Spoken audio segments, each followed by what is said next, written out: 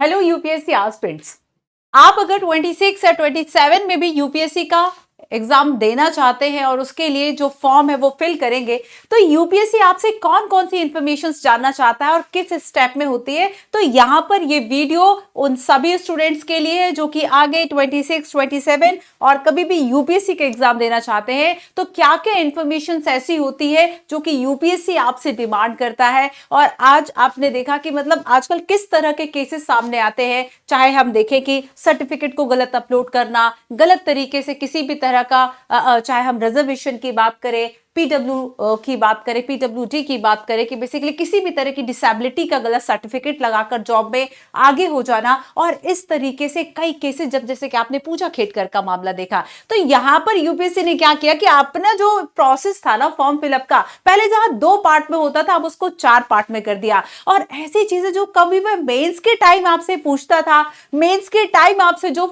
Detail application form fill up कराता था, अब वह प्रीलिम्स में ही करा दिया। पहले क्या होता था ना कि आप जो प्रेफरेंस भरते थे ना, आईएएस, आईपीएस, आईएफएस, ये सारी प्रेफरेंसेस आप मेंस के समय भरते थे, लेकिन अब प्रीलिम्स में ही आपको मौका मिल गया। अभी बच्चे कुछ फॉर्म फिलअप कर रहे थे तो वो प्रीलिम्स का अभी पेपर नहीं दिया है, अभी उन्होंने केवल फॉर्म फिलअप किया। पहले सोचते क्या मैं क्या भरूं प्रेफरेंस में, आईएएस और आईपीएस, तो दूसरा दोस्त बोलते हैं कि यार आईपीएस भरो, तुम्हारी पर्सनैलिटी भी ना आईपीएस बहुत अच्छा लगेगा। तो प्रीलिम्स का फॉर्म नहीं भरा कि बच्चे पहले ही आईएएस आईपीएस हो गए। चलिए आइए देखते हैं कि बेसिकली क्या स्टेप्स है इस बार यूपीएससी के, क्या क्या आपको जो फॉर्म है वह फिल करना है। तो सबसे पहले मैं आपको बता दूं बच्चों कि अभी क्या किया है ना यूपीएससी ने नोटिफिकेशन के लिए, आप देखेंगे कि सबसे पहले तो है ओटीआर, है ना। तो अभी 4 पार्ट में आपको ये जो एग्जामिनेशन आपका फॉर्म है वह फिलअप करना है, बट सबसे पहले आपको ओटीआर लॉगिन करना होगा। इसकी इंफॉर्मेशन मतलब वन टाइम आपको रजिस्ट्रेशन इसमें कराना होगा। आगे फिर जब भी आप यूपीएससी का कोई भी एग्जाम देते हैं तो आप जो भी यहां पर ईमेल आईडी डालेंगे, जो भी आपका मोबाइल नंबर होगा, वहां से ओटीपी लेकर ये आप आगे का प्रोसीजर कर सकते हैं। तो वन टाइम जो रजिस्ट्रेशन है वो आपको बहुत केयरफुली फिल करना होगा, है ना। तो यहां पर आप जैसे ही ओटीआर पर आप क्लिक करते हैं बच्चे, आपका मेल आईडी आ जाएगा, या तो आप ईमेल आईडी या मोबाइल नंबर, और यहां पर फिर आपका ओटीपी आएगा। ओटीपी के बाद आपका वेरिफिकेशन के लिए कैप्चा कोड होता है, देन आप लॉगिन कर लीजिए। तो यहां पर क्या है ना बच्चे कि ओटीआर जो आपका रहेगा, और इसमें याद रखो कि आप यूपीएससी की प्रिपरेशन कर रहे हैं, आपको एक मेल आईडी आपका ऑफिशियल ऑथेंटिक होना चाहिए, और एक मोबाइल नंबर जो आपके पास अगले 3-4 साल रहने वाला है। ये मान के तो चलते हो ना कि 27 में पेपर देंगे, 26 में पेपर देंगे, तो एटलीस्ट आपका एक मोबाइल नंबर, एक ऑफिशियल मोबाइल नंबर और एक आपका ऑफिशियल मेल आईडी होना चाहिए, कि आपके जो भी एग्जामिनेशन से लेकर जिस भी तरह के आपके जो भी फॉर्म फिलअप की इंफॉर्मेशन हो, जो अपडेशन हो, जो आपका आधार से लिंक हो, आप उसको यहां पर कर सके। ठीक है, चलिए आगे चलते हैं। जैसे ही आप इसको फिल करते हैं, आप इसमें लॉगिन आ जाएगा, वेरिफिकेशन कोड आप डालेंगे और लॉगिन हो जाएगा। इसके बाद देखिए कि आपकी जो बेसिक इंफॉर्मेशन है वन टाइम रिजर्वेशन की, ये यहां पर आ गई, है ना। बेसिक इंफॉर्मेशन बच्चे यहां पर आपकी आ जाती है, जैसे कि सबसे पहली बात है आपका नेम क्या है, और याद रखना कि आपका ये जो नेम आप फिल करेंगे ना, वो अकॉर्डिंग टू 10th की जो आपकी मार्कशीट है आप यहां पर फिल करेंगे। आपका जो मैट्रिकुलेशन है ना, या फिर सेकेंडरी आप एग्जामिनेशन सर्टिफिकेट है, यहां पर आपको क्लास 10th के अकॉर्डिंगली अपना जो नाम है वो आपको लिखना होगा। अच्छा, एक बात और इसमें लिखी हुई है, please don't use any prefix such as Mr and Mrs, है ना। तो यहां पर आपको किसी भी तरह का कोई आगे मिस्टर या मिसेस नहीं लगाना। लेकिन फिर भी एक बात है, जैसे कि मान लीजिए किसी बच्चे का नाम है राम, है ना, तो यहां पर बच्चे लिखा हुआ है कि unless it consist of only 3 letter as 4 are mandatory of for name field, मतलब आपके नेम फील्ड में 4 लेटर्स तो कैसे मैंडेटरी है। अगर किसी का राम है तो फिर वो मिस्टर लगा सकता है ना। तो यहां पर ये बात इसमें कही गई। Then name as per your matriculation, then उसके बाद आपको यही सेम नेम आपका वेरीफाई कर देना है। फिर ठीक है, अब देखिए आपने क्या कभी अपना कोई नाम चेंज किया है, जैसे कि मान लीजिए मेरा पहले जो है वह मंजू चौधरी था, देन आफ्टर मैरिज मैंने मंजू गुप्ता कर लिया, तो हो सकता है मेरे कुछ सर्टिफिकेट में मंजू गुप्ता हो गया आफ्टर मैरिज। तो यहां पर आपने क्या कभी अपना कोई नेम चेंज किया है, वहां पर ये आपको लिखना है। ठीक है, देन उसके बाद चेंज नेम फिर से आपने लिख दिया, देन फिर जेंडर है, जेंडर वेरीफाई करना है। उसके बाद है बच्चे डीओबी, भी आपका डेट, मंथ और ईयर, जो भी आपका डेट ऑफ बर्थ है, एक बात फिर यहां पर याद रखना है कि आपकी 10th की मार्कशीट बहुत इंपॉर्टेंट है। 10th की मार्कशीट के अकॉर्डिंगली ही आपका नेम आएगा, 10th की मार्कशीट के अकॉर्डिंगली ही आपका जो बेसिकली डेट ऑफ बर्थ है वो आएगा। बहुत सारे बच्चों को कंफ्यूजन रहता है कि क्या भरे। अब जैसे कि मान लीजिए कि मेरा 9 दिसंबर है ना, तो यहां पर आप किस तरीके से भरोगे, डेट, मंथ और ईयर, है ना। तो पहले आप लिखेंगे जो आपका डेट है, फिर आपका जो मंथ है, देन फिर जो आपका ईयर है, ठीक है। तो यहां पर मान लीजिए मेरा 1991 है, तो यहां पर आपने पूरा जो डेट, मंथ, ईयर है वो आपने यहां लिख दिया। फिर आपको वेरीफाई करना है डेट, देन उसके बाद फिर फादर का नेम है आपका, ठीक है। एंड यहां पर भी आपको किसी भी तरह का कोई प्रीफिक्स यूज नहीं करना है, एंड देन आपको वेरीफाई करना है। तो ये हो गया आपका सेकंड इंफॉर्मेशन। देन उसके बाद आप आगे देखेंगे कि इसी में जो ओटीआर ही अभी हम भर रहे थे बच्चों, और इसी ओटीआर में आगे इंफॉर्मेशन है मदर नेम की, देन वेरीफाई करना है।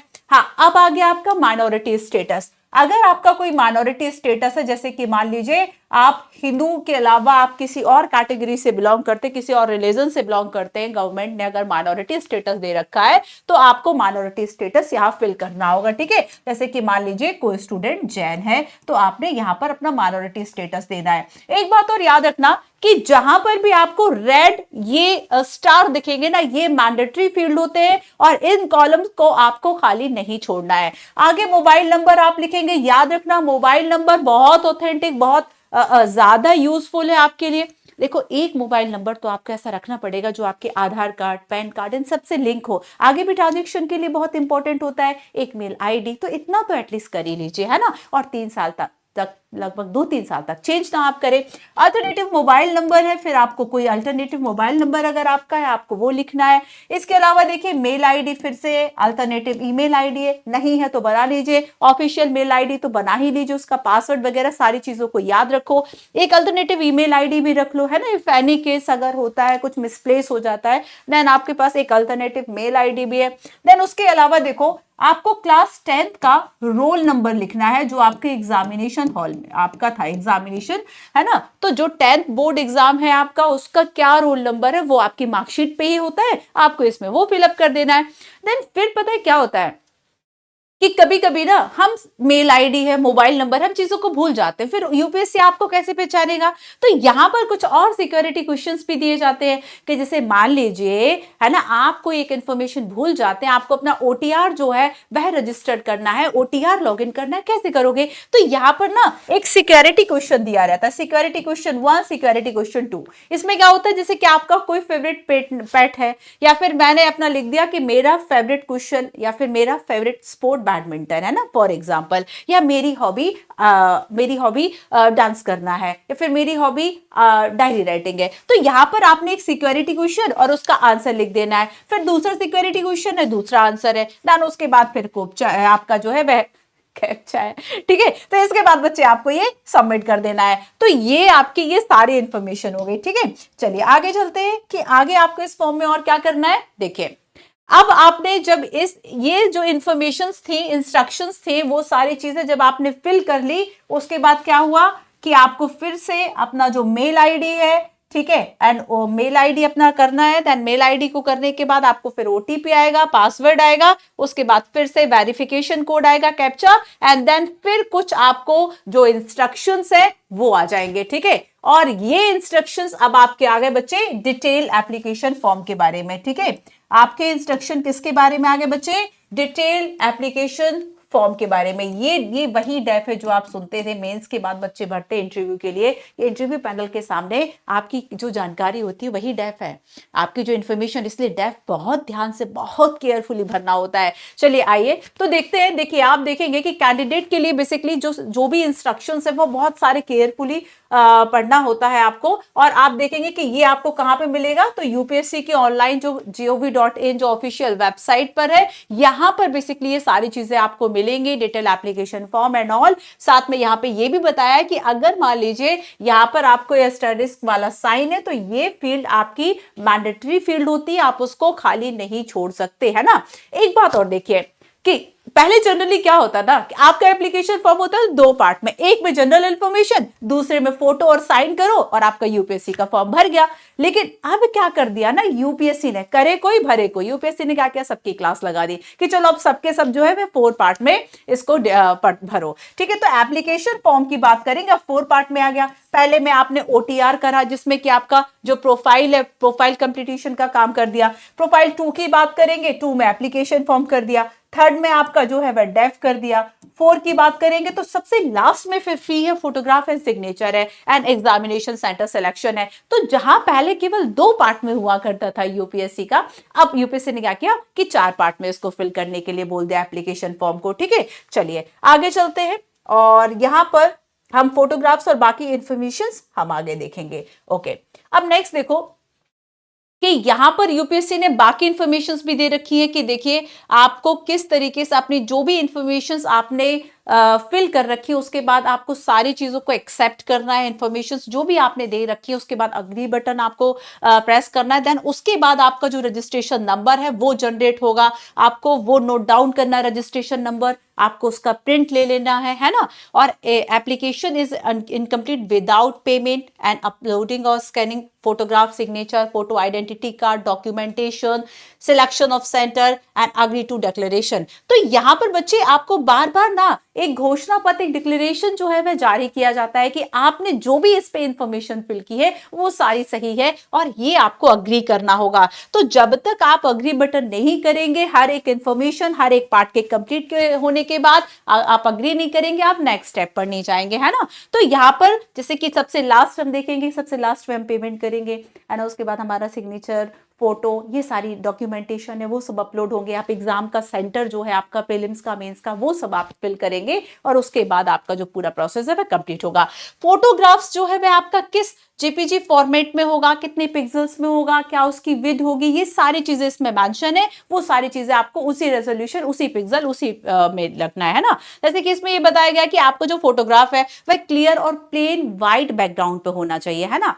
10 दिन से पुराना आपका फोटो नहीं होना चाहिए। मतलब अगर आपने आज फॉर्म भरा है तो जनरली ठीक है ना, आप अभी का फॉर्म भरवा दें, जरूरी थोड़ी कि हम 10th क्लास का लगाएंगे अपना फोटोग्राफ। आप अभी का फोटोग्राफ लगाइए कि आप किस तरीके से दिखते हैं। इस बार यूपीएससी ने बहुत क्लियर इंस्ट्रक्शन दिए हुए हैं, व्हाइट बैकग्राउंड हो, आपका प्रॉपर जो 3/4 साइज में जो फोटोग्राफ आता है ना उसमें उस फोटोग्राफ में आपका जो 3/4 साइज का फेस है वो आपका दिखना चाहिए, ताकि आपके आइडेंटिफिकेशन में किसी भी तरह की प्रॉब्लम यूपीएससी को ना हो। तो यहां पर बच्चे बहुत सारी चीजें यहां पर यूपीएससी ने आप क्या किया, थोड़ा सा हार्ड कर दिया। ठीक है, अब देखिए यहाँ पे सिग्नेचर जो आपको अपलोड करने हैं उसका क्या विड्थ होगा, उसका क्या साइज होगा, वो सारी चीजें यहां पर बता रखी है। आपका फोटो आइडेंटिटी कार्ड डॉक्यूमेंट जो है वह पीडीएफ फॉर्मेट में ही होगा। अब देखो कि यहां पर ये जो कहा है ना कि भाई पीडीएफ फॉर्मेट में जो डॉक्यूमेंट है और ये सब यहाँ पर अवेलेबल आप कराएंगे, जैसे कि आपका आधार कार्ड है, आपका पैन कार्ड है, जो भी आप अपना आइडेंटिटी कार्ड लगाना चाहते हैं आप यहाँ पर उसको लगाएंगे। ठीक है, मतलब ये सारे इंस्ट्रक्शन है, आगे कहाँ फिल होगा वो हम देखेंगे। तो यहाँ पर ये सारी चीजें आपको यहाँ पर मैंडेट रहेंगी। ठीक है, अगर पेमेंट की हम बात करें तो जो बच्चे पेमेंट करेंगे आप ऑनलाइन कर सकते हैं, आजकल सभी पे चलाते हैं। सब्जी वाला है तो वो भी धनिया भी आपको पे करके दे देगा, तो सभी लोग मुझे लगता है पे तो चलाते ही होंगे, है ना। तो कोई बात नहीं, पे से कर देना या फिर क्रेडिट डेबिट कार्ड होगा, यहां से जो पेमेंट है वह लेता है। ठीक है, अगर बहुत सारे बच्चे हैं जो कि किसी बैंक से या फिर कैश चालान कराते हैं तो वो केवल एसबीआई बैंक के ही अप्रूव करेगा यूपीएससी। ठीक है, तो ये सारी चीजें आपकी रहेंगी। चलिए आगे चलते हैं और हम यहाँ पर कुछ और प्रोसीजर्स आगे की देखते हैं। देखिए, तो अब आपका जो ओटीआर प्रोफाइल का रजिस्ट्रेशन है, जैसे कि पर्सनल इंफॉर्मेशन की यहाँ पर बात आती है जो आपको फिल करनी है, जैसे कि कैंडिडेट नेम है, आपने कभी कोई नेम चेंज किया, अगर नहीं किया तो आपने आगे नो भरा था, हमने जो स्टार्टिंग में भरी हुई थी ना वही जानकारी आगे जो अब तक हमने यूपीएससी के फॉर्म में दी थी। आप फादर नेम क्या है, माइनॉरिटी स्टेटस क्या है, आपका मोबाइल नंबर क्या है, डेट ऑफ बर्थ क्या है, gender, mother name and mail ID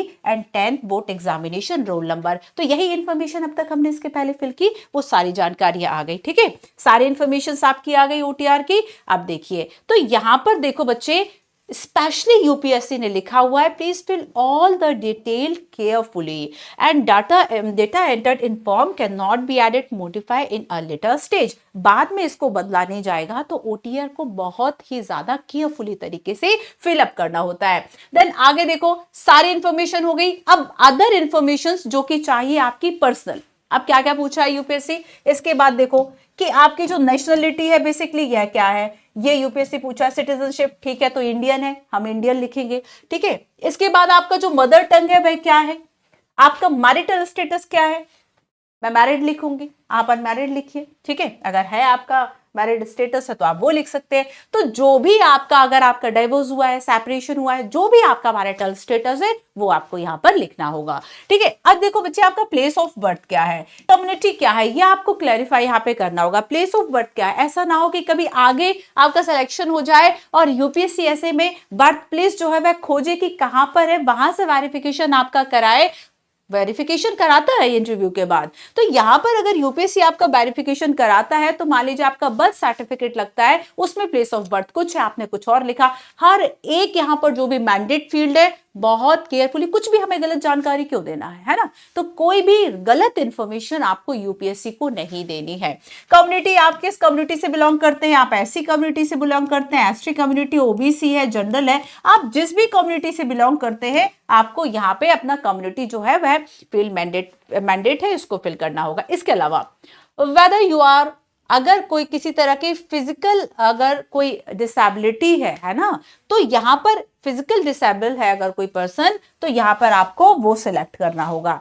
इसके अलावा photo identity card, photo identity card की अगर हम बात करें, आपका वोटर आईडी हो सकता है, आपका पैन कार्ड हो सकता है, ठीक है, आपका आधार कार्ड हो सकता है। तो आप जो भी सिलेक्ट करना चाहे आप अपना आइडेंटिटी कार्ड इसमें रख ले, ठीक है। इसके अलावा देखिए, क्या इसके पहले आपने कोई भी यूपीएससी का जो एग्जाम दिया है और आपको क्या फिजिकल हैंडीकैप या फिर किसी भी तरह की डिसेबिलिटी से आपको क्या किया गया है ना, किसी भी तरह की हैंडीकैप या फिर किसी तरह की आपको थी, तो यहां पर आप उसको लिखना है। इसके अलावा बच्चे, अगर आप देखिए, आपने अब तक जो इंफॉर्मेशन दी थी, अब यूपीएससी ने क्या किया है, अब देखो जैसे कि आपने देखा कि यूपीएससी का एग्जाम लाखों बच्चों ने दिया, 8-10 लाख बच्चों ने दिया, और उसके बाद मेंस कुछ बच्चों ने लिखा, इंटरव्यू जो है वह 3000 बच्चों ने दिया, 1000 सीट आई थी।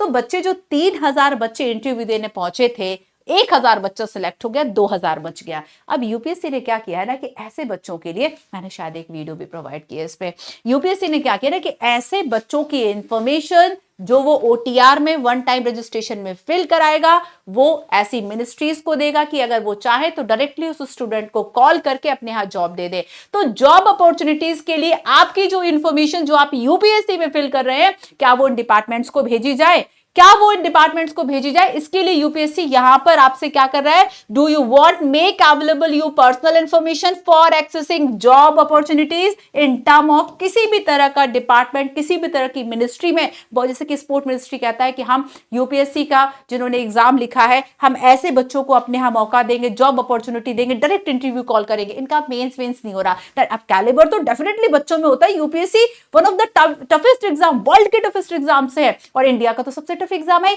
अगर आपने मेंस दिया है, आप इंटरव्यू तक पहुंचे, डेफिनेटली आप में पोटेंशियल कैलिबर आप कैंडिडेट है बाकी बच्चों से। तो यहां पर क्या है कि क्या आपके पर्सनल इंफॉर्मेशन को भेजा जाए बाकी जगह पर, तो यहां पर बच्चे आपको यस, डेफिनेटली यस है ना। चलिए, तो यहां पर आपको फिर अप्रूव करना होता है कि आपने जो भी अब तक डिक्लेयर किया है, सारी डिटेल आपने जो दी है वो अब तक ट्रू है। उसके बाद देन आपको ये इंफॉर्मेशन करनी होती है सेव। चलिए आगे चलते हैं, आगे क्या करना होता है वो भी जानते हैं। आगे अब आपको एड्रेस प्रूफ देना होता है। एड्रेस, एक ऐसा एड्रेस जो कि अभी आपका है करस्पॉन्ड, और दूसरा आपका परमानेंट एड्रेस। बहुत सारे बच्चे कोशिश करते हैं, जैसे कि यूपीएससी कभी आपसे किसी तरह का पत्राचार करता है, यूपीएससी आपके जो भी आपका एड्रेस है उस पर किसी तरह की कोई कभी पोस्टल चीजें भेजता है, कभी कोई पत्राचार करता है। ज्यादातर यूपीएससी भेजता नहीं। यूपीएससी कब भेजेगा, फाइनल लबासना का कॉल आपको भेजेगा, लबासना से जो सेंटर, लबासना से जो आपको अब कॉल आया है कि हाँ आप, है ना, आपको यहाँ पे ट्रेनिंग के लिए आना है। तो यहाँ पर बच्चे आप देखेंगे कि जो भी आपका एड्रेस है, हाउस नंबर है, पोस्ट ऑफिस है, स्टेट है, पिन कोड है, ये सारी इंफॉर्मेशन आपको फिल करनी होती है। कोशिश करते हैं बच्चे की जो है वह आपके घर वाले परमानेंट एड्रेस पर ही जाए, है ना, उसकी खुशी ही अलग होती है। तो यहाँ पर आपको अपना जो एक एड्रेस है करंट एंड दोनों एड्रेस आपको देने होते हैं। देन इसके बाद बच्चे आपको यहाँ पर जो फोटोग्राफ है, फोटोग्राफ इमेज है, ये आपको बताया गया है कि किस तरीके से आपका जो फोटोग्राफ है वो आपको यहाँ पर क्लियर करेंगे। ठीक है, देन देखिए, तो यहाँ पर आपको फोटोग्राफ के बारे में सारी इंफॉर्मेशन आपको बताई गई है कि किस तरीके से आपको फोटोग्राफ को रिसाइज, है ना, और यहाँ पर किस तरीके का फोटोग्राफ, यहाँ पे कौन सा एक्सेप्टेबल होगा, कौन सा नॉन एक्सेप्टेबल होगा।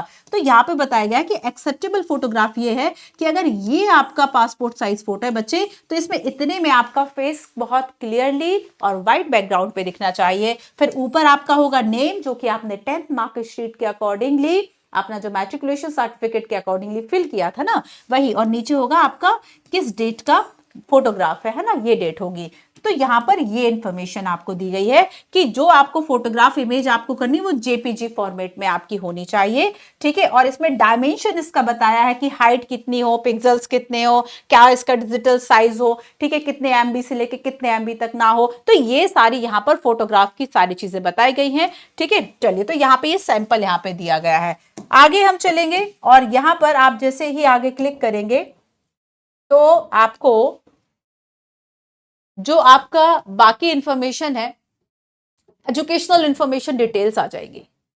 एजुकेशनल इंफॉर्मेशन, अब तक हमने बाकी बेसिक इंफॉर्मेशन तो अपने बारे में दे ही दी है ना, एड्रेस की दे दी, मेल आईडी हो गया, घर परिवार की जानकारियां हो गई हैं। अब आगे आपको देनी होगी अपनी मैट्रिकुलेशन की। तो जो भी आपकी, जैसे कि हम 10th की बात करें, 10th आपने कब पास किया था, क्या परसेंटेज ऑफ मार्क्स है, क्या सब्जेक्ट है, ईयर ऑफ पास क्या है।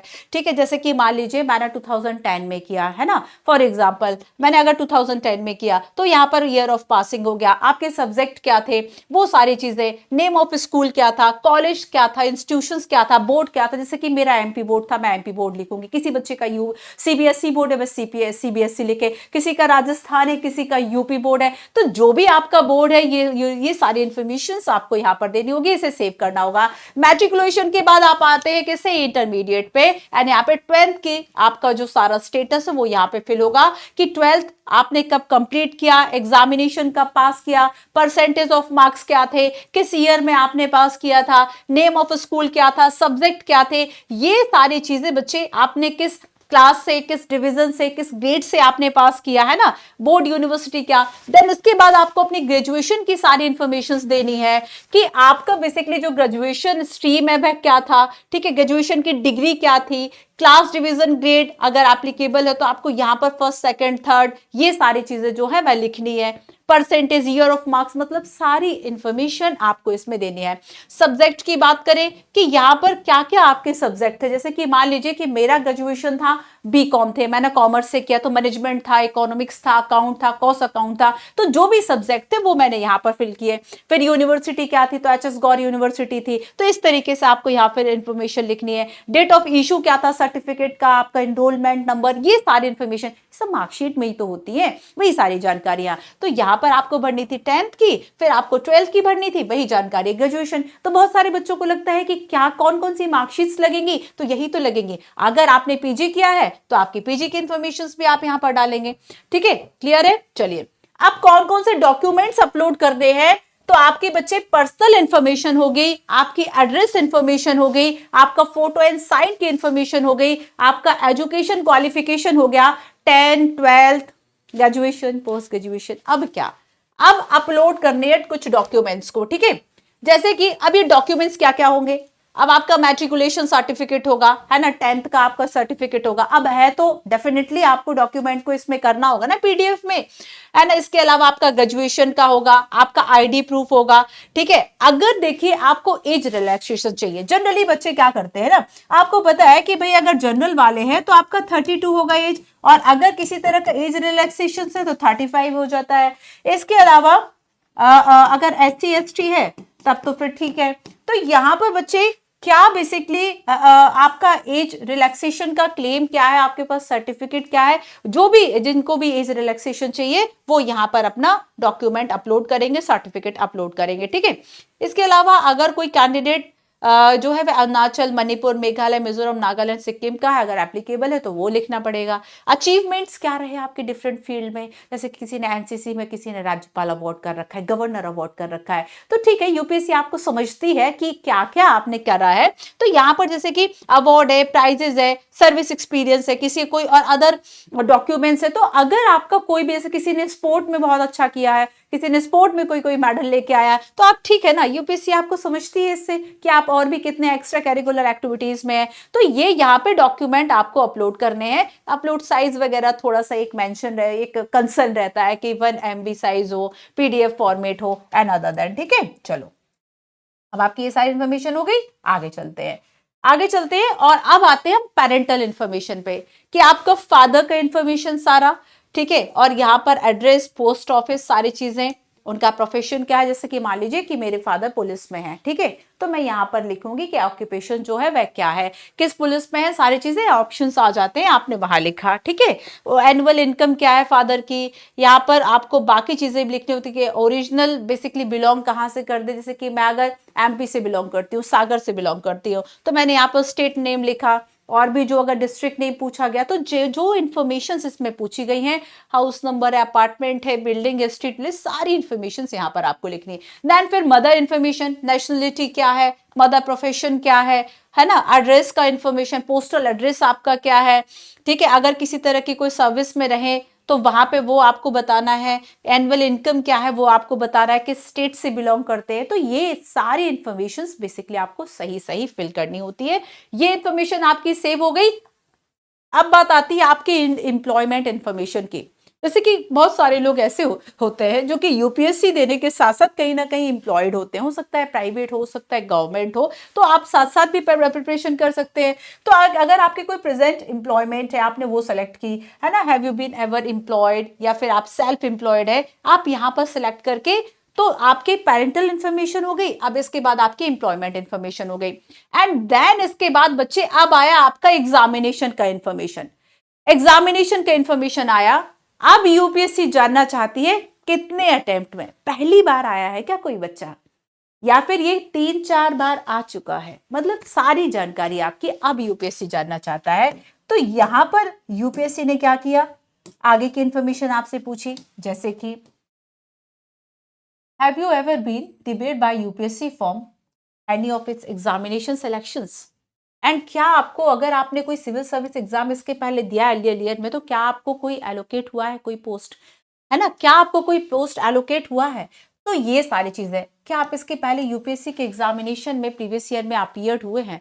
तो यहाँ पर ये सारी एग्जामिनेशन से रिलेटेड इंफॉर्मेशन, कोई भी इंफॉर्मेशन आपको गलत नहीं देनी है। इन केस कभी इंक्वायरी होती है, इन केस कभी चीजों को रीचेक किया जाता है, क्रॉस चेक किया जाता है, और किसी भी तरह की आपने बहुत छोटी सी इंफॉर्मेशन भी गलत दी है तो उसका इंपैक्ट बहुत गलत जाएगा, इसलिए आपको सारी जानकारियां सही भरनी है। ठीक है, अब देखिए, अब आ गया आपके अचीवमेंट, प्राइज, मेडल एंड सारी चीजें। तो ये अभी तक हम ओटीआर में ही है, ध्यान रखना, ओटीआर में personal address, photo, education document, parental, employment, UPSC examination information and extra curricular, तो ये सारी चीजें अभी तक हम ओटीआर ही भर रहे हैं बच्चे, इतना ओटीआर में भरना है। ठीक है, इसमें आपको बताना है कि आपको कोई प्राइज, मेडल, स्कॉलरशिप कभी मिला नहीं मिला, है ना, आपको किसी यूनिवर्सिटी में, स्टेट में, नेशनल लेवल पर कोई, जैसे कि मैंने बैडमिंटन खेला, तो मान लीजिए कि मेरे पास स्टेट का सर्टिफिकेट है या डिस्ट्रिक्ट का सर्टिफिकेट है बैडमिंटन का, मैंने वो किया, मैं एमकॉम में गोल्ड मेडलिस्ट हूं, मैंने उस चीज को लिखा। तो यहां पर जो भी आपके अचीवमेंट है, नेशनल लेवल पर, स्टेट लेवल पर, यूनिवर्सिटी लेवल पर,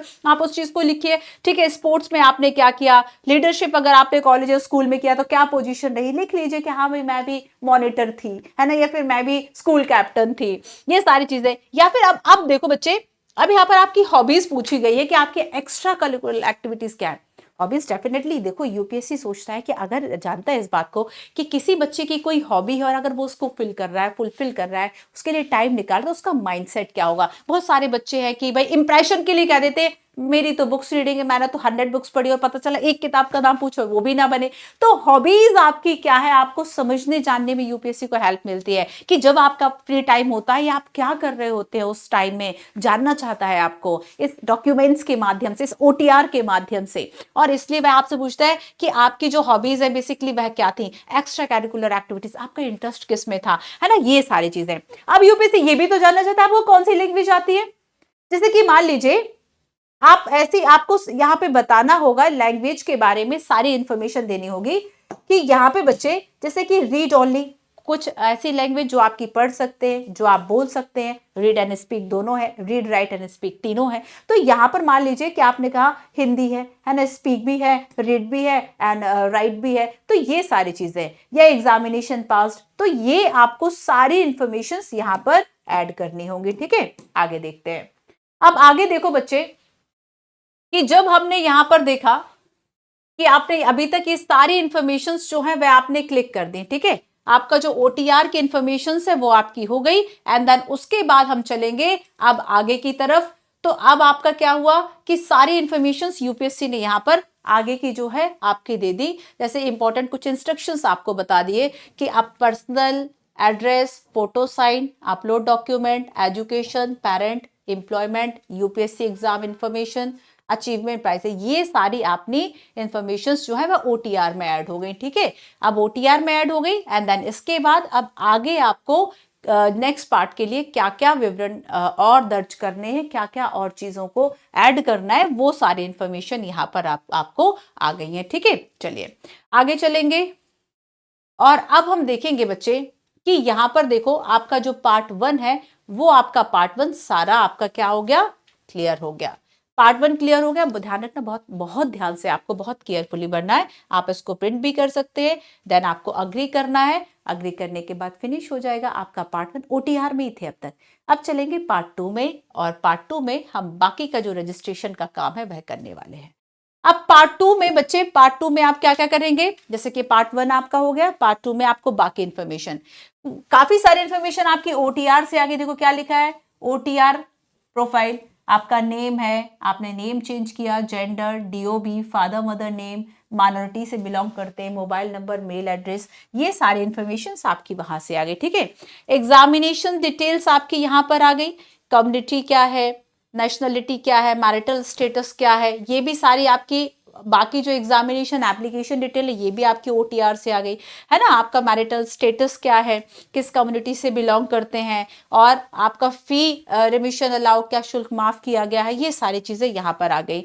एजुकेशन क्वालिफिकेशन की आपकी बात आ गई, सिलेक्ट योर एजुकेशन क्वालिफिकेशन, आपने यहाँ पर क्या किया है, ग्रेजुएशन किया है, पोस्ट ग्रेजुएशन किया है। आपको पता है कि मिनिमम ग्रेजुएशन यूपीएससी अगर आप करना चाहते हैं आपके पास मिनिमम ग्रेजुएशन की मार्कशीट होनी चाहिए ना, किसी भी कोचिंग, किसी भी आपने कॉलेज से ग्रेजुएशन यूनिवर्सिटी से किया हो। ठीक है, and select your degree subject graduation, फिर आपने अपना एड्रेस वगैरह जो है ये इसमें फिल किया, तो ये सारी चीजें है ना। एंड अदर डिटेल में आपने अगर एज रिलैक्सेशन के लिए क्लेम किया, क्योंकि बहुत सारे लोग अगर सर्विस में रहते हैं तो वो 4-5 साल के लिए, फिर जो भी उनका टाइम पीरियड की 2 साल एज रिलैक्सेशन मिल गया, किसी को 5 साल का एज रिलैक्सेशन मिल गया, किसी को 3 साल के एज रिलैक्सेशन मिल गया, तो यहाँ पर आगे आपको ये डिटेल आपको फिल करनी होगी। ठीक है, एंड बाकी सारी इंफॉर्मेशन। अब आप आगे बढ़े, आगे जब आपको बढ़े, अब आप बच्चे फोटो आइडेंटिटी कार्ड की बात आ गई। फोटो आइडेंटिटी कार्ड में आप याद रखें आपका आधार कार्ड है, आपका वोटर आईडी कार्ड है ना। आप इस तरह के जो कार्ड्स हैं आप इसका इस्तेमाल कर सकते हैं अपनी आइडेंटिटी के लिए। तो यहां पर आपने सारी आइडेंटिटी के लिए। एक और बात देखो, provide consent for Aadhaar number. आप भी जानते हैं कि सुप्रीम कोर्ट में एक लंबा विवाद चला था आधार कार्ड को लेके, क्योंकि आधार कार्ड में आपकी बायोमेट्रिक एंड बाकी सारी इंफॉर्मेशन आधार कार्ड में होती हैं, और इसके अलावा आधार कार्ड का यूज करने की जो कंसेंट है, क्योंकि आपका आधार कार्ड जैसे ही नंबर डाला जाता है बाकी डिटेल आ जाती है, तो यहाँ पर यूपीएससी क्या कर रहा है, आधार के लिए आपकी कंसेंट मांग रहा है कि क्या हम ऑथेंटिफिकेशन के लिए, वेरिफिकेशन के लिए आपका आधार यूज कर सकते हैं। आप कंसेंट पे यस, कि कल को अगर क्लेम कर दो यूपीएससी कि मेरा राइट टू प्राइवेसी वायलेट हो गया, पुट टू स्वामीवाद, अगर मेरा राइट टू प्राइवेसी जो है वो वायलेट हो गया, तो यहां पर बच्चे क्या है कि यूपीएससी बता देगी कि भैया आपसे कंसेंट मांगी गई थी, है ना। Then photo identity card number, जो भी आपका जैसे कि आधार में आपका जो भी लिखा होता है वो आपको लिखना है, ठीक है, एंड कंफर्म करना है। देन आपको फोटो आइडेंटिटी कार्ड नंबर, तो ये सारी इंफॉर्मेशन हो गई, ये सारी इंफॉर्मेशन हो गई। अब देखिए आगे आपको ग्रेजुएशन लेवल के परसेंटेज बताने हैं, ठीक है। आगे आपको आपका जो सिविल सेवा में इसके पहले आपने क्या अटेम्प्ट दिए, तो नंबर ऑफ अटेम्प्ट जो आप ऑलरेडी सिविल सर्विस एग्जामिनेशन में दे दिए, आप अपीयर्ड कब हुए, ये सारी इंफॉर्मेशन आपको यहां देनी होगी। आगे बच्चे आप देखेंगे कि बेसिकली कुछ स्पेसिफिक डिटेल्स जो है वह आपसे मांगी जाती है। अब मैं आपको बताती हूँ, बहुत ध्यान से सुनना। काफी सारे बच्चों के मन में ये रहता है कि मैं किस मीडियम से दूं, समझना इस बात को। और अगर क्या मैं जीएस के पेपर किसी और लैंग्वेज में दूं, जीएस के पेपर 1 2 3 4 की बात कर रही हूं, तो क्या मैं ऑप्शनल पेपर के लिए कोई और लैंग्वेज रख लूं? हाँ, यूपीएससी इसकी अनुमति देता है। इंटरव्यू किसी और लैंग्वेज में रख लूं? हाँ, यूपीएससी इसकी भी अनुमति देता है। तो बच्चे आपका देखो, सबसे पहले तो आपका जो अगर हम सिविल सर्विस मेंस एग्जामिनेशन के लिए आपका एग्जाम सेंटर क्या होगा, एग्जाम सेंटर आपको यहां फिल करना है कि आपके जो 9 पेपर होंगे आप कहां से देने में कन्वीनियंट है, आप उस हिसाब से अपना एग्जाम सेंटर प्रेफरेंस बहुत ध्यान से भरेंगे, बहुत ध्यान से। अगर आप दिल्ली में ही रह के पढ़ रहे हैं तो चलो मैंने तो दिल्ली ही भर दिया, मान लीजिए, है ना। आप एमपी में रह के पढ़ाई कर रहे हैं, आपको लगता है कि घर के वहां पे सेंटर मिल जाएगा, है ना, भोपाल में सेंटर मिल जाएगा, आप वहां कर लीजिए। आपको लगता है लखनऊ में सेंटर मिल जाएगा, वहां कर लीजिए, जयपुर में मिल जाएगा, वहां। तो आपका बेसिकली जो भी सेंटर ऑफ सीएस आपका मेंस एग्जामिनेशन होगा आपको वो फिल करना है। देन बच्चे फिर आता है कि आपका जीएस का 1 2 3 4 है ना, जीएस का पेपर 1 2 3 4 की अगर हम बात करें तो यहां पर इसके लिए आपका मीडियम क्या हो, आप उसके लिए अलग मीडियम रख सकते हैं। देन अगर हम ऑप्शनल पेपर की बात करें तो ऑप्शनल पेपर के लिए आप अलग मीडियम रख सकते हैं। और यहाँ पे आपको ऑप्शनल सब्जेक्ट जो भी आपने लिए, जैसे कि मान लीजिए मैंने पीएसआईआर लिया तो मैं यहां पर क्या करूंगी, पीएसआईआर को फिल करूंगी, ठीक है। उसके बाद मान लीजिए कि मैंने ये पेपर जो है वह हिंदी में दिए, बट मैं चाहती हूं ऑप्शनल मेरा इंग्लिश में हो, तो मैंने यहां पर जो है वह इंग्लिश मीडियम में दे दिया, ठीक है। इसके अलावा अगर आप किसी हिल एरिया से हैं, अरुणाचल, मणिपुर, मेघालय, मिजोरम, सिक्किम, तो यहां पर आपने वो ऑप्शन अपना सिलेक्ट कर दिया। तो ये सारी इंफॉर्मेशन हो गई आपकी।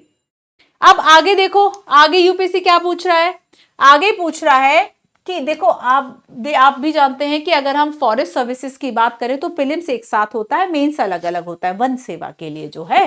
तो यहां पर उसके लिए मुख्य परीक्षा का केंद्र क्या हो, उसके लिए भी आपके ऑप्शनल सब्जेक्ट जो है बॉटनी है या फिर क्या है, प्रथा पहला और दूसरा वैकल्पिक विषय आपका क्या है, वो सारी चीजें आपको यहाँ पर भरना है, ठीक है। और जो भी यहाँ पे सब्जेक्ट आते हैं, आपने जैसे इसको क्लिक करते हैं बहुत सारे सब्जेक्ट आ जाते हैं, उस सब्जेक्ट में से आपने क्लिक कर लिया। इसके अलावा आपको बता रहा है नंबर ऑफ अटेम्प्ट, अगर आप इसके पहले फॉरेस्ट सर्विस एग्जाम में, बहुत सारे बच्चे होते हैं जिनका वो बैकग्राउंड होता है जो कि डिमांड करता है वन सेवा, तो वो बच्चे उस चीज को भर देते हैं, है ना। तो यहाँ पर नंबर ऑफ अटेम्प्ट आपको भरने हैं। और जो भी इसमें एंट्रीज होती है बच्चे, ये सारी एंट्री इस पेज की, क्योंकि सब में आपने देखा रेड मार्क, स्टार मार्क है, और ये सारी मैंडेट थी। अब इसके अलावा आप फिर आगे क्या करेंगे, कंफर्म कर देंगे। चलो आगे चलते हैं, और क्या इन्फॉर्मेशन अब यूपीएससी पूछ रहा है। अब आपसे यूपीएससी जो आपने अब तक इंफॉर्मेशन भरी थी वो सारी जानकारी आ गई, आपका एप्लीकेशन डिटेल, है ना, किस ईयर के लिए आप अपीयर्ड हो रहे हैं, किस परीक्षा के लिए, जैसे कि आप यूपीएससी 2025 आप 26 में देंगे, आप 27 में देंगे। तो यहाँ पर जिस बच्चे ने सीएससी के अगर प्रिलिमिनरी एग्जाम 25 के लिए किया तो वो एग्जाम आ गया, आपकी ओटीआर की इंफॉर्मेशन आ गई, आपने एग्जामिनेशन की एप्लीकेशन फिल कर दी थी वो आ गई, है ना, आपने पूरा एड्रेस का इंफॉर्मेशन आ गया, फोटो आइडेंटिटी कार्ड, सारी चीजें आपने यहाँ पर लिख दी, ठीक है। आपने क्या आपके ग्रेजुएशन में अंक थे, सारी चीजें वो सब आ गई, जो अब तक आपने भरा था वो सारी इंफॉर्मेशन आपके पास आ गई, ठीक है। चलिए आपने उसके बाद क्या किया, आई अग्री, एंड देन आपने आगे जो है अब नेक्स्ट के लिए हमें चलना है। चलिए तो यहां पर बच्चे आप देखिए कि अब नेक्स्ट आपने ये से प्रिंट कर लिया, और अब हम आ गए नेक्स्ट जो आपका पार्ट 3 है। नेक्स्ट अब आ गया आपका DAF यानी कि डिटेल एप्लीकेशन फॉर्म। पहले ये मेंस के समय भरा जाता था, बट अब प्रीलिम्स के समय हमें सौभाग्य मिल गया कि अब हम इसको भर ले, है ना।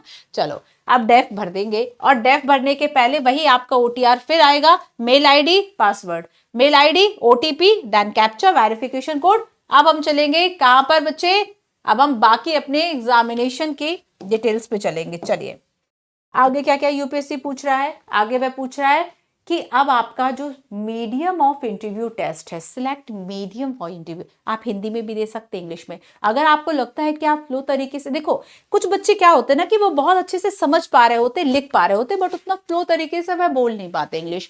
तो आप जिस भाषा में आपको लगता है कि आप कॉन्फिडेंट हैं, आप उसका चयन करें। आपको लगता है आप इंग्लिश में ज्यादा कॉन्फिडेंट है, या फिर आपको लगता है कि भले आप इंग्लिश मीडियम बैकग्राउंड है, हिंदी में ज्यादा कॉन्फिडेंट हैं, तो आप हिंदी सेलेक्ट करेंगे। तो आपका बेसिकली आप क्या ऑप्ट करते हो, सेलेक्ट मीडियम क्या है आपका इंटरव्यू टेस्ट का, ये आप रख सकते हैं। सो यहां पर बच्चे आप मेंस से, जो भी आपने मेंस एग्जामिनेशन में, अगर आपने मेंस दिया था हिंदी से, आप इसमें इंग्लिश रख सकते हैं। आपने मेंस दिया था हिंदी से, तो इसमें इंग्लिश और इसमें इंग्लिश, इसमें हिंदी, मतलब चेंज ये हो सकता है। मेंस और इंटरव्यू का मीडियम आपका अलग हो सकता है। अरे जब यूपीएससी ने ये कह दिया कि जो जीएस के पेपर है उसका मीडियम अलग रख सकते हैं, आपके जो ऑप्शनल पेपर उसका मीडियम अलग रख सकते हैं, तो इंटरव्यू का भी मीडियम अलग रख सकते हैं, है ना। तो यहां पर यूपीएससी ने सारी ऑप्शंस आपको दे रखे हैं। इसके अलावा आपको अपने फादर की, जीवित है मृत है, जो मम्मी है उनके बारे में भी सेम, अलाइव और डिसीज, ये इंफॉर्मेशन यहाँ फिल करनी होगी। देन अगर किसी भी तरह का कोई ऐसा फिजिकली हैंडीकैप्ड का कोई कैंडिडेट है, यस और नो, ठीक है, ये सारी चीजें आपको यहाँ पे अपलोड करनी होंगी। चलिए देन हमने सारी इंफॉर्मेशन को अग्री किया। अब ये सौभाग्य आपको मिल गया कि जो मेंस के बच्चों को मिलता था, सर्विस प्रेफरेंस को। कई बच्चे, अरे आईपीएस सूट करेगा तुम्हारी पर्सनालिटी पे, तो है ना, एकदम मूंछों पे ताव देते हुए बहुत सारे बच्चे लगता है अरे आईपीएस सूट करेगा, प्रीलिम्स का फॉर्म भर रहा है, आईपीएस सूट करेगा उसकी पर्सनालिटी पे। तो यहाँ पर बच्चे ये इसलिए हो गया कि अब सर्विस प्रेफरेंस आपको पहले भरवाने लग गए इस बार से, ये इसके पहले नहीं था, अब से शुरू हुआ।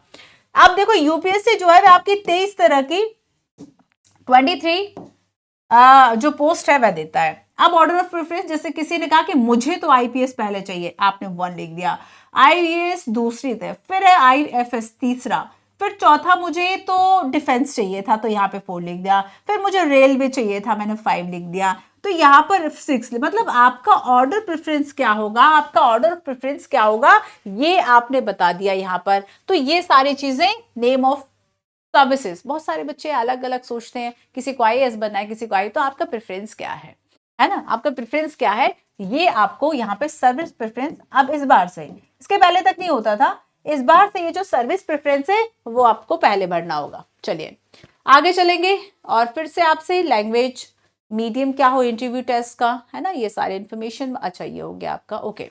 आगे चलेंगे बच्चे, कुछ सोशियो इकोनॉमिक क्वेश्चन आपसे पूछे गए हैं। सोशियो इकोनॉमिक क्वेश्चन के लिए, और ये सारी चीजें बेसिकली आपकी कॉन्फिडेंशियल रहती हैं, और यहाँ पे आपसे प्लेस ऑफ बर्थ, आपका बैकग्राउंड पूछा गया है कि बेसिकली आपका प्लेस ऑफ बर्थ क्या था, है ना। प्लेस, जैसे आपने ज्यादातर स्कूल एजुकेशन, मान लीजिए मेरी सागर से हुई, मेरी एमपी सागर से हुई, तो मैं यहाँ पर लिखूंगी कि मोस्ट ऑफ द जो मेरी स्कूल एजुकेशन है वो मेरी इस प्लेस से हुई है, ठीक है। आपका प्लेस ऑफ रेसिडेंट क्या था after completing higher secondary education, तो यहाँ पर अगर 10+2 की बात करें, उसके बाद आपका प्लेस ऑफ रेसिडेंट अगर चेंज हुआ है आप वो बताएं, ठीक है। Place of stay of father guardian during last 15 year, उनका क्या प्लेस है, आप उसको लेके, ये सारी इंफॉर्मेशन आपको सही लिखनी होंगी, ठीक है। तो ये बेसिकली आपको अपना पूरा जो बैकग्राउंड है उस बेस पे आपको सिलेक्ट करना होगा कि आपका जो बैकग्राउंड है वह रूरल है एंड अर्बन है, जो भी यूपीएससी ने डेफिनेशंस एंड पैरामीटर सेट कर रखे हैं, वहां से आपका बैकग्राउंड जो है वह देखा जाएगा। आगे देखो एजुकेशन की हम बात करें, स्कूल कॉलेज लेवल पर, ठीक है, टाइप ऑफ इंस्टीट्यूशन क्या था, and type of institution college level पे क्या था, स्कूल लेवल पे क्या था, ये इंफॉर्मेशन आपको देखना है।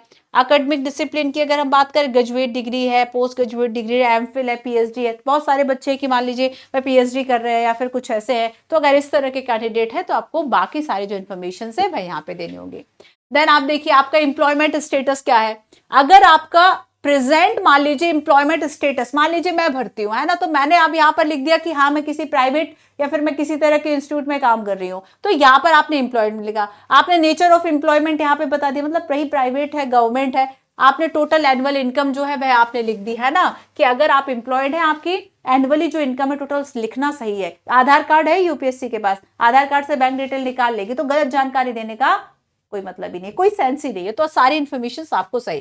Then selection in previous CSA, अगर आप देखो, बहुत सारे ऐसे बच्चे होते हैं, मैं भी ऐसे कई स्टूडेंट्स को जानती हूँ कि मान लीजिए उन्हें चाहिए था आईएएस, उन्हें पता है कि नेक्स्ट में सिलेक्ट हो जाऊंगा, नेक्स्ट में सिलेक्ट हो जाऊंगी, इस साल उन्होंने सर्विस छोड़ दिया, आईपीएस मिला था, ज्वाइन नहीं किया। तो यहाँ पर बहुत से ऐसे स्टूडेंट होते हैं, कैंडिडेट्स होते हैं कि अगर मैं प्रीवियस सिविल सर्विस एग्जामिनेशन में सिलेक्ट हो जाते हैं तो कौन सी सर्विस आपको एलोकेट हुई, मान लीजिए किसी को आईपीएस आईएफएस एलोकेट हुआ, उसे आईएएस ही बनना, तो उसने ज्वाइन ही नहीं किया।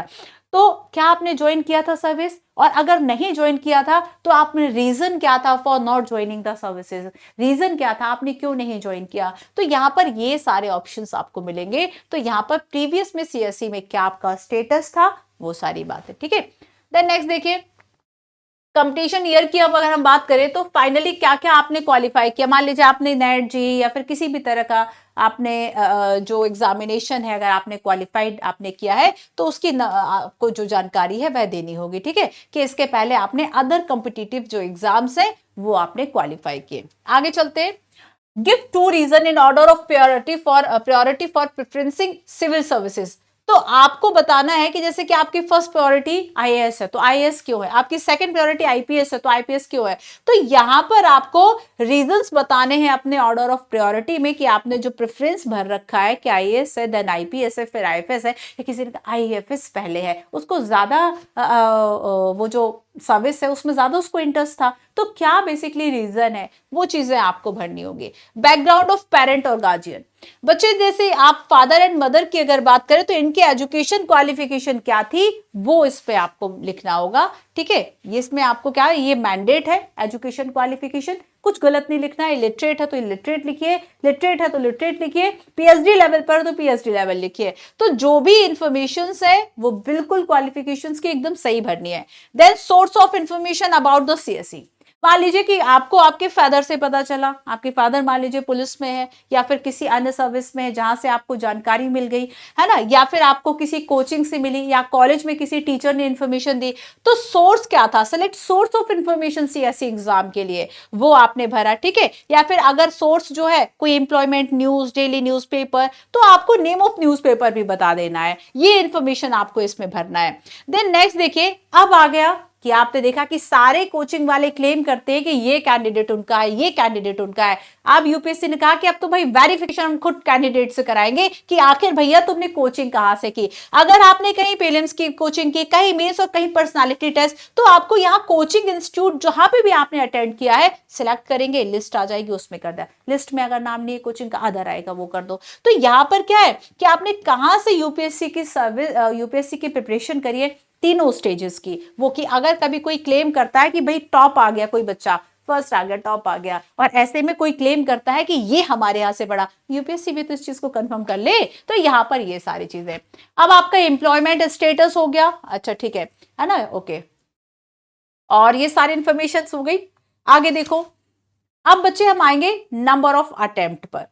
नंबर ऑफ अटेम्प्ट क्या है, जैसे कि इसके पहले आपको पता है आपका अटेम्प्ट कब माना जाएगा।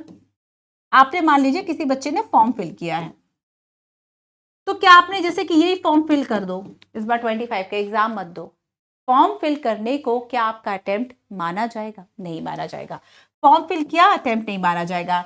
गेट के अंदर गए हो, आपने जीएस का पेपर, कोई एक पेपर भी दिया है आपने, प्रीलिम्स का 2 होते हैं, सीसैट एंड जीएस, कोई एक पेपर दिया है, अटेंड किया है, अटेंड अगर आपने किया है तो यस, उसे आप मानेंगे। मान लीजिए कि आप इसके पहले 3 बार और 4 बार दे चुके, तो आपने नंबर ऑफ अटेम्प्ट लिखे, ठीक है। नंबर ऑफ टाइम क्वालिफाई, आप मान लीजिए 2 बार प्रीलिम्स हुआ, 2 बार नहीं हुआ, आप यहाँ पे बता सकते हैं कि हुआ, ठीक है। मेंस एग्जामिनेशन दिया नहीं दिया, civil service mains examination appeared हुए नहीं हुए, क्वालिफाई हुए नहीं हुए, आपको ये सारी चीजें, एक बार क्वालिफाई हुए लिख दिया, ठीक है। चलिए आगे देखिए, ऑप्शनल सब्जेक्ट के लिए आपने लिखा, ऑप्शनल सब्जेक्ट आपने क्या ऑप्ट किया है सीएससी मेन एग्जाम में, वो आपने लिखा, ठीक है। अगर आपने कोई ऑप्शनल सब्जेक्ट ऐसा था जो आपने पहले लिया था, अब चेंज किया है, वो इन्फॉर्मेशन भी आपको देनी होगी। और अगर आपने जैसे कि मान लीजिए मैंने एमकॉम किया, मैंने ले लिया पीएसआईआर, अब कहाँ ऑप्शनल, कहाँ ग्रेजुएशन का, तो वहां आप अकाउंट और मैनेजमेंट कर रहे हैं, यहाँ आप पीएसआईआर ले रहे हैं, रीजन क्या था ये डिफरेंट के लिए, तो यही यूपीएससी पूछ ले रही, रीजन क्या था। मान लीजिए इंटरेस्ट था कि चलो पीएसआईआर में कॉन्स्टिट्यूशन पढ़ने को मिलेगा एंड पीएसआईआर में देश दुनिया समझने को मिलेगी, आईआर की चीजें जानने को मिलेंगी, और इस तरीके से मैंने अपने और भी नॉलेज को, इंसाइट्स को, चीजों को लेने के लिए, सीखने के लिए मैंने अपने एकेडमिक से डिफरेंट ले लिया। तो यहां पर आपको select reason for choosing different optional subject, कि आपने जो स्टडी किया था, है ना, what you had studied in college and university, and आपने एक डिफरेंट ऑप्शनल जो सब्जेक्ट है वह रख लिया। रीजन बता दीजिए, ठीक है।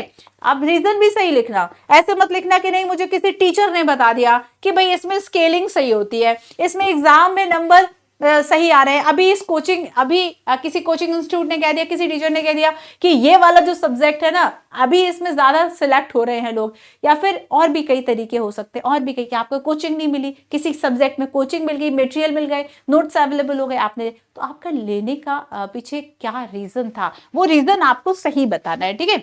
नहीं सही, ज्यादा सही नहीं बताना है, मतलब हाँ आपको रीजन ठीक लिखना है।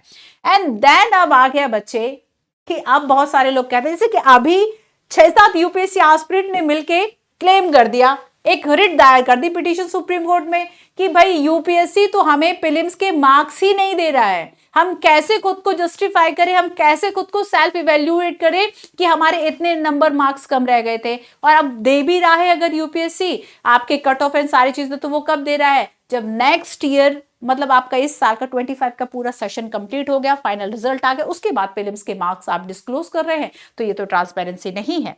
तो बहुत सारे लोग चाहते हैं ट्रांसपेरेंसी हो, आपने लिख दिया suggestion. So please give specific suggestions, अगर आपको लगता है कि सीएससी में सिलेबस में, एग्जामिनेशन में, है ना, किसी भी तरह के पैटर्न में कोई चेंजेस होना चाहिए, तो विद इन 200 वर्ड्स आपको यहाँ पर जो सजेशंस हैं आप लिख सकते हैं, ठीक है, आपको लिख सकते हैं। अब लेकिन ध्यान रखना, सजेशंस उल्टे सीधे मत लिख देना कि फालतू की बकवास लिख रखी है, क्योंकि बच्चे अगर सेलेक्ट हो गए, इंटरव्यू बोर्ड के सामने ये डेफ में आपने इन्फॉर्मेशन भरी है, ये सारी जानकारी है उनके सामने, पैनल वालों के सामने, फिर वो निपटेंगे, अच्छा ये सजेशंस आपने दिए हैं, ठीक है। चलिए, तो यहाँ पे बच्चे ये सजेशंस और सारी चीजें आपने फिल कर दिए। आगे भाई डिक्लेरेशन हो गया, आपने एप्लीकेशन का प्रीव्यू देख लिया। चलिए आगे हम चलेंगे, और नेक्स्ट अब हम आएंगे बच्चे आपका एग्जामिनेशन का सेंटर पर। आपका एग्जामिनेशन का सेंटर क्या रहेगा, वो आपने यहां पर फिल किया, ठीक है, वो आपने यहां पर क्या किया, फिल कर दिया। चलिए आगे चलेंगे, और इसके बाद अब आपका पार्ट 4 का रजिस्ट्रेशन आ जाएगा। पार्ट 1, 2, 3 आपका हो गया, 3 के बाद आपका पार्ट 4 रजिस्ट्रेशन आएगा। और यहां पर बच्चे अब तक हमने क्या कर लिया, 1 में ओटीआर कर लिया, आपने रजिस्ट्रेशन कर लिया, 3rd आपका हो गया डेफ वाला, है ना, मतलब तो आपका ओटीआर, एप्लीकेशन, डेफ हो गया। अब 4th में आपका रजिस्ट्रेशन में आप क्या करेंगे, आपको एग्जामिनेशन फी देनी है, अपलोड करना है फोटोग्राफ एंड सिग्नेचर, एंड आपको सेंटर सिलेक्शन करना है, अग्रीइंग ऑफ डिक्लेरेशन कंप्लीट हो जाएगा, ठीक है। चलो आओ भरते हैं।